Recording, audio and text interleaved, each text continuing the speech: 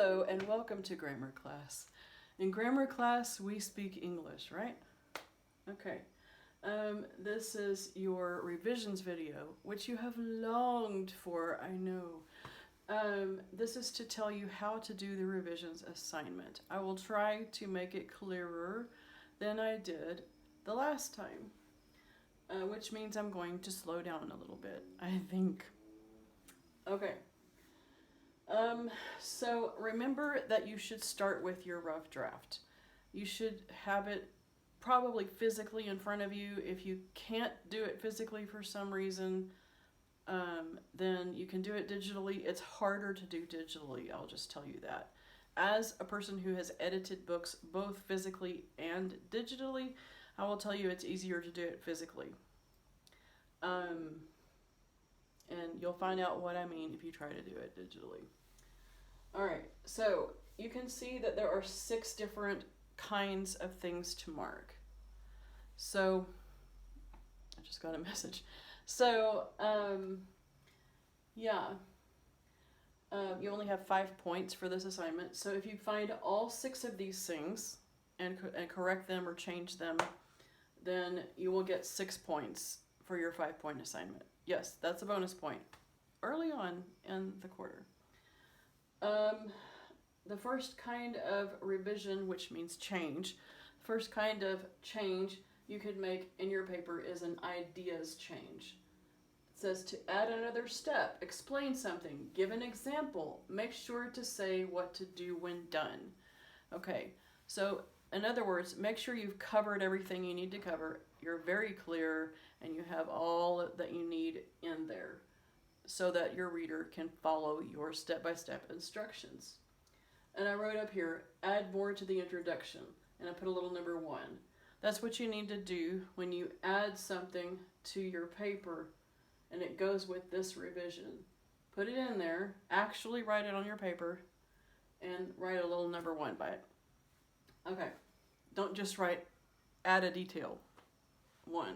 That's not what I want you to do. I want you to actually add the detail onto your rough draft. Okay, number 2, organization. Here are some things you can do for organization. You could add something you forgot in the email format. Remember I told you you should do a salutation and a closing and the whole thing. Make a paragraph break. Remember how to do the paragraph symbol? I didn't put one up here and I don't have a marker next to me. Anyway, ask me if you need to know. Or you can draw a line to make a paragraph break. You can make sure you have a conclusion. Make sure you have all the parts to the writing assignment that you're supposed to have. Introduction, 10 to 12 steps, conclusion, salutation, all that stuff. Or you could change the order of steps. Maybe you put them in the wrong order, or you can break into sub-steps or choices. Sometimes you can say, well, you can either choose this or this at this step. Okay? You're saying how to do the braids in somebody's hair, and you can either choose to use elastic bands or plastic bands. And so that could be sub-steps there. That could be an organization thing. Make sure that your reader can follow you is the main thing. Here I just put a little, just to show you that you can do little arrows to show that you want to switch the order of something like that. And put a little number 2, that's fine. Number 3, voice. So make sure your language is suitable for your audience and purpose. And if you're speaking or writing to someone who doesn't speak English, we're just pretending, okay? So if you're writing to your grandmother, an email to your grandmother, you're writing in English. You're going to write in English because that's what this class is. And so we're just going to pretend that you have an English-speaking grandmother, okay? But your language should be suitable for her. You shouldn't use super informal words that a grandmother wouldn't know. Like Efe or something like that. So just make sure it's suitable. If you're writing to your little sister, you're not going to use super complicated words because your little sister may not know those words, okay? So that's a voice thing. Number 4, word choice. Make sure your English usage is correct.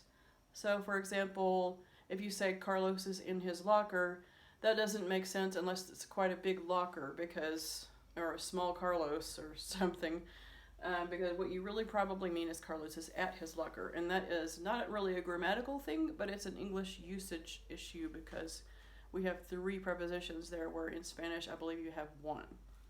Okay. Action verbs, meaning like, for example, if you have, this cake will be delicious. Okay, will be is a linking verb. That's kind of a hard one. I'm just going to give a general example, and you'll see what I mean. This floor is weak. Okay, is a linking verb, but I could say this floor is buckling beneath my feet. Buckling, that is an action verb. And so if you kind of switch things around to make it more action, specific words, let's see an example. Remove the bread when done. Done is okay, but even better would be remove the bread when a toothpick inserted comes out clean. Now that's specific, because there are different ways to test whether the bread is done. You could look and see if it's pulling away from the edges of the pan.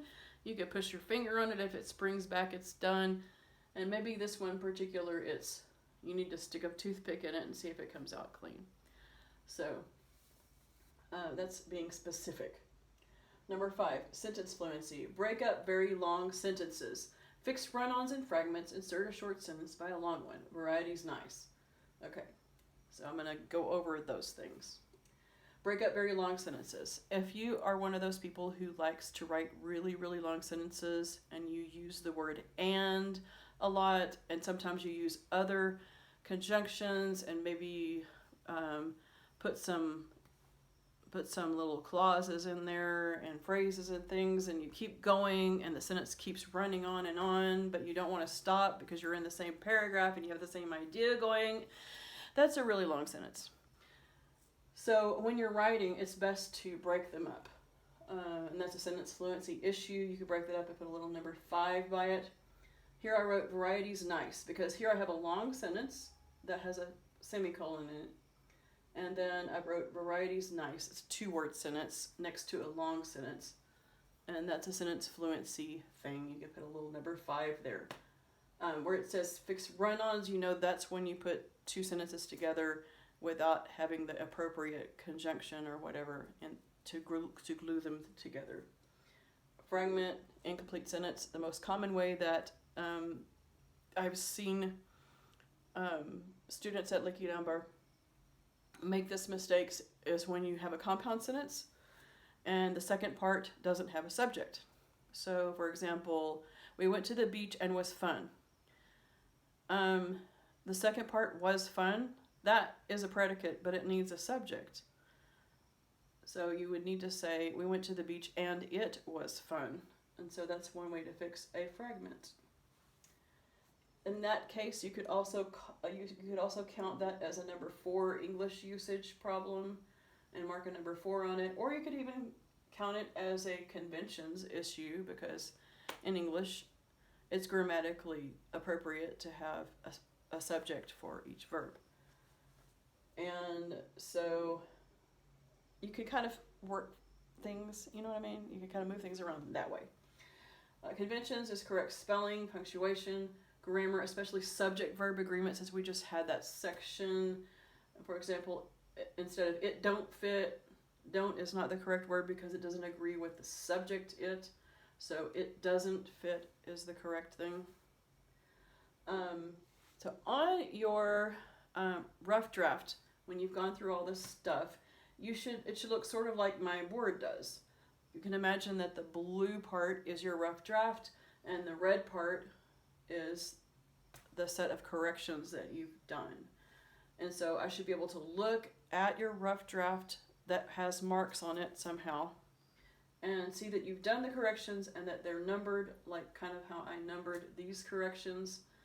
I did 1, 2, 4, 5, and 6. So I would get 5 points because I didn't do number 3. Got it? If you still don't understand or you have any questions about this, please do not hesitate to ask me via the comments below or WhatsApp or whatever. Let's see. I believe that's it. So you do the revisions on your rough draft, and that image is what goes under the revisions assignment. Do not put your final draft under the revisions assignment. Your final draft will go under a separate assignment. If you put things under the wrong assignment, I will tell you to move them so I can grade them, because that's how Google Classroom works. Yeah. So you need to have things under the appropriate assignments. I've tried to make things as organized as I possibly can so you can really follow along. After each step, please read any comments that I've made, or sometimes I will do some revision for you in some cases. So make sure that if I've done that you read that.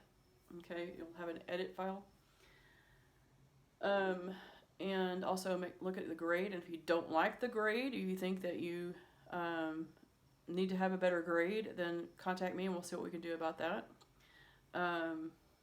Maybe you forgot one thing and that's why I took off a point, and you can resubmit that and you can get that point. That's always the case, and I guess maybe I didn't really emphasize that much first quarter. But especially in these writing assignments, if you just contact me, communicate with me, resubmit things, I am more than willing to help you, and you can always improve your grade that way. You might need to let me know though, because if we get like halfway through the quarter and you decide you wanted to redo the final draft of your technical writing, I may or may not notice unless you write me a little note, so let me know. I think that's it. So anyway, happy writing.